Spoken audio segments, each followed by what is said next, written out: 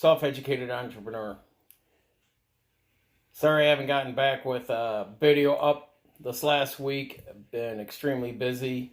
Have been looking into, and I'm stepping out today to go look at commercial power washers. So on the entrepreneur side, on expanding the business I had claimed I was going to do, I looked into not only just getting a commercial power washer, but a whole setup.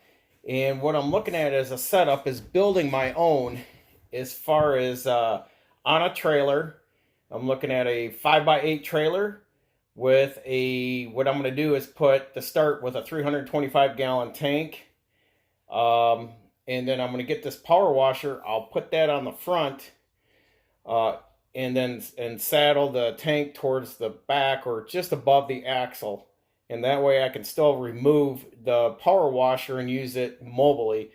But this way it allows me not only to look into power washing in a fleet sense, say someone with a car dealership, tractor trailer, RV lot, something in a sense where I can go in and do on a fleet scale, or do driveways, sidewalks, houses. I'm trying to be very versatile with this, so I'm looking at the business plan sense, and also detailing, mobile detailing, where if I saw a few people that wanted mobile detailing, if they could come out to their work where they had a huge parking lot and just do the car there while they were at work, because they just couldn't tie their car up any other time. So I just am looking at it in all facets of detailing and on its standalone, doing its own service.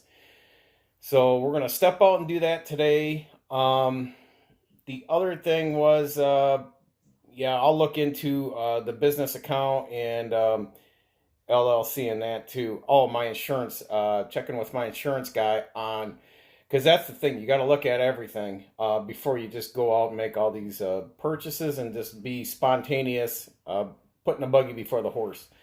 I want to talk to my insurance agent too about liability with it and what that's going to entail for being on someone's grounds, property with a power washer. Possible, you always want to look at the worst case scenario ones if there's damage or something like that. A power washer does something. For instance, doing a awning the other day.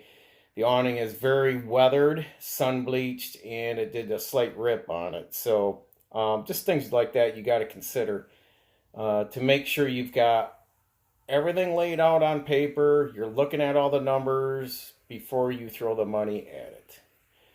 So therefore, we're moving on that today. The other thing is I want to follow up with that Gotion battery plant in Big Rapids, Michigan.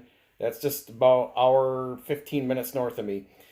Reading the article a few times, different sources.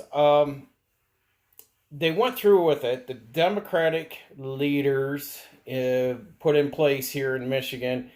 They pushed it through. So, and I'm not going to get political, and I told you guys I'm not going to be political on this channel, but I can tell you that the Democratic Party is well bought into China, lock, stock, and barrel. They don't care. The problem with this company is what nobody has been able to determine, and senators, and it got past 10-9 at the state level in Lansing. All the Republicans and 3 Democrats voted it down, but it got pushed through. The problem with that plant, and still, in a lot of residents like, well, we need the jobs. Look, it's great.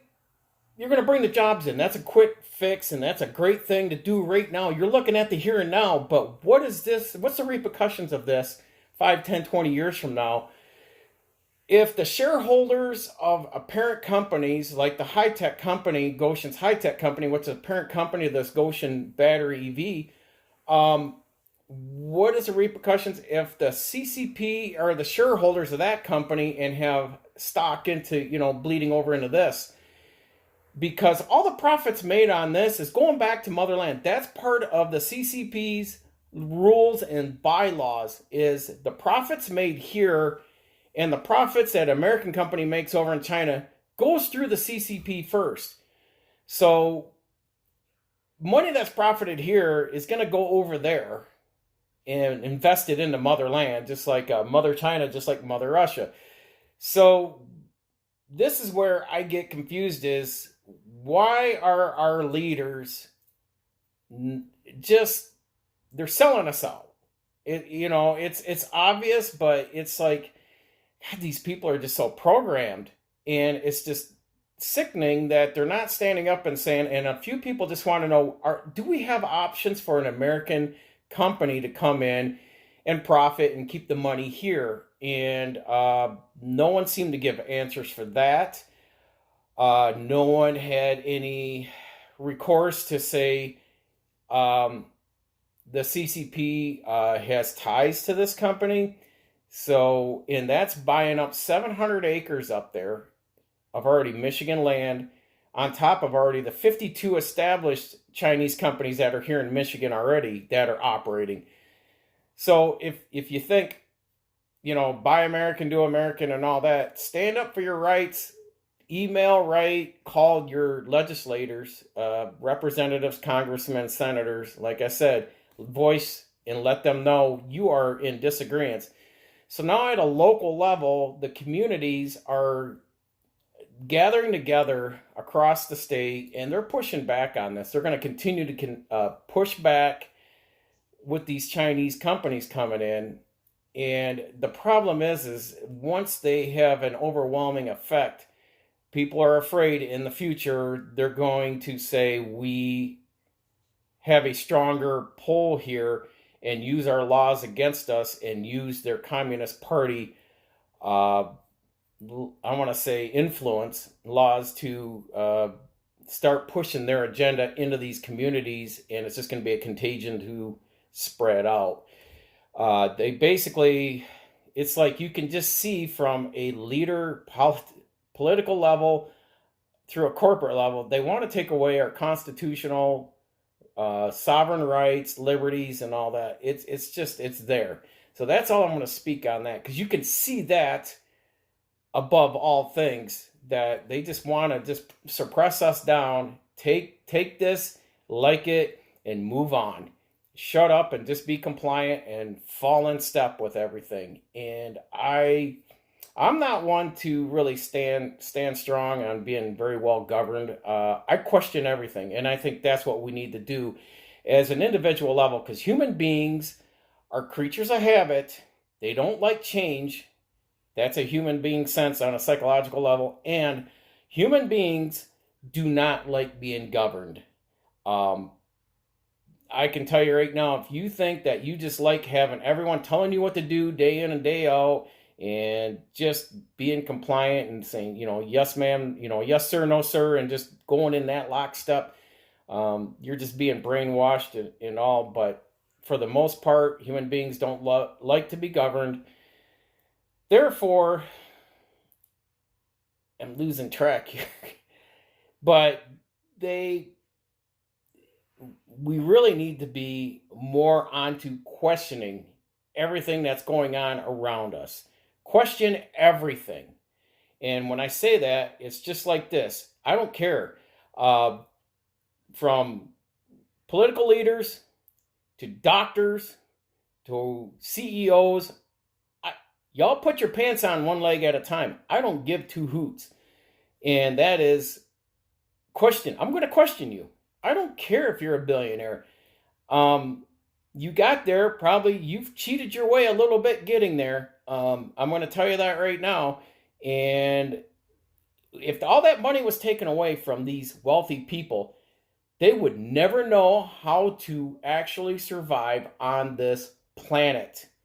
So take away the money that buys your way in life, buys people off to get your way. That way you take the easy route. So I don't I'm not going to buy into that. I'm going to question everything, always and forever. And I would never take. The one thing I won't do is take handouts from the government, and my spouse knows that. I have worked hard to have what I have, to be where I'm at, and to not take handouts. And I'm proud of that because I have attained knowledge to where I'm at with working hard and moving forward. So until next time, folks, I'll put a link down there on the article I did get most of the information from on the Gotion plant. Stay safe, continuing educating yourself, self-educated entrepreneur.